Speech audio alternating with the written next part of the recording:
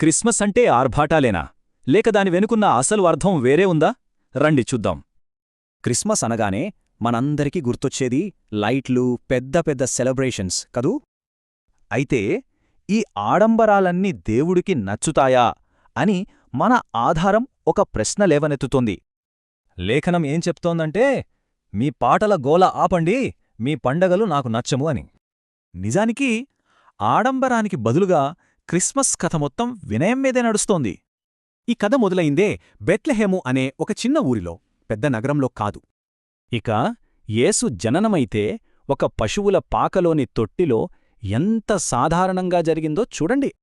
ఈ శుభవార్తను మొదట విన్నది రాజులు కాదు, మామూలు గొర్రెల కాపరులు. జ్ఞానులు కూడా ఆకాశంలో ఒక నక్షత్రాన్ని వెంబడిస్తూ వినయంగా యేసును వెతుక్కుంటూ వచ్చారు. వాళ్ళు తెచ్చిన బహుమతులు చిన్నవైనా వాటికి చాలా లోతైన అర్థాలున్నాయి.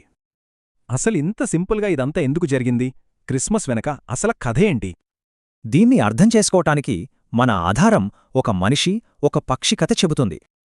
అతను ఆ పక్షికి సాయం చేద్దామనుకున్నాడు, కాని ఆ పక్షి భయపడిపోయింది, అతన్ని నమ్మలేదు. అప్పుడతనికి అర్థమయింది, ఆ పక్షితో మాట్లాడాలంటే తనే ఒక పక్షిగా మారాలని. క్రిస్మస్ వెనక ఉన్న కారణం కూడా ఇదే.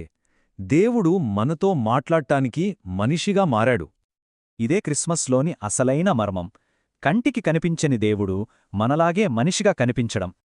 ఈ సందేశం యొక్క ముఖ్య ఉద్దేశం రక్షణ మార్గాన్ని చూపడమే.